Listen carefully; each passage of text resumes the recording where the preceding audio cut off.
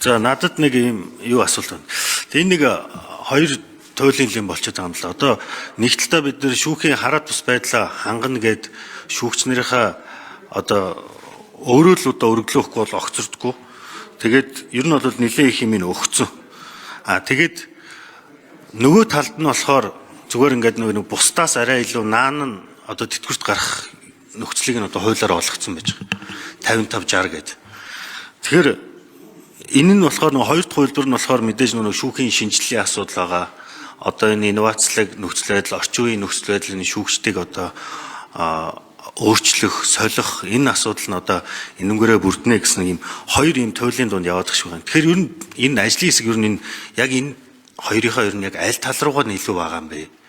Ер нь одоо шүүгчнийхээ хараат бус байдлыг хангана гэдэг ер нь одоо өөрөө одоо тэтгэвртэй гарья гэтэл нь одоо суулгаад байх юм уу? Эсвэл тодорхой ингээд ер нь нас зааж өгж одоо энэ ер нь шүүхийн шинжилгээний асуудал нь илүү чухлаа гэж үзэж байгаа юм уу гэдэгтэр л ямар байцтай энэ асууя.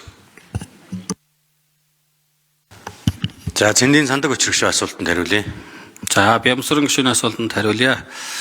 Яг энэ бол бас бодлогын асуудал баг. Тэрнээс ажлын хэсгийн гишүүн 1-2 гишүүний хувь хүний асуудал байж болохгүй.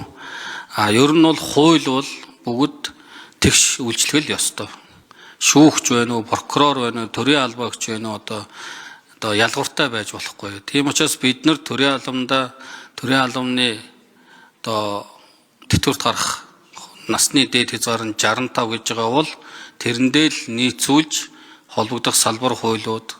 За тэгээ одоо хөдөлмөрийн хууль, тэтгэврт тогтоолох тухай хууль, нийгмийн даатгалын сангаас тэтгэврт тогтоох тухай хууль энэ мэндэл бүгдээрээ хуулийнхаа өмнө л хуулиндаа л бүгдээрээ зархигдаж явах, бүгд л хуулийн өмнө тэгш байх л зарчмыг л барьж байгаа. Тийм учраас бид нар ажлын хэсгээр ч энэ асуудлыг яриад төрийн албаны хуулинд нийцүүлъя л гэдэг асуудлыг ярьсан боловч за хууль зүйн байнгын орооны одоо гишүүд маань бол зөвхөн цэцгийн дүгнэлтэнд хөндөгдсөн үг өгүүлбэр дээр л асуудлаа хөндөгдөөгүй өгүүлбэр дээр та нар асуудал яриулж оруулж ирж одоо буруу жишг тогтоож байна.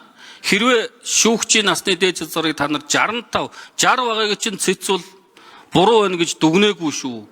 Тийм учраас 65 болгож байгаа бол энэ бол тусгай хуулиар тэр одоо дэгийнхаа тухай хуулиар, хууль тогтоомжийнхаа хуулиар тусгай асуудал болж орж ирэх ёстой мал гэж хууль зүйн байнгын орон дээр хэлсэн учраас бид нар яг цэцгийн дүгнэлтийн хүрээнд хөндөгдөж байгаа хоёр дахь өгүүлбэрийн хүчингү болгохоор өнөөдөр оруулж ирж байгаамаа гэдгийг бас хэлье.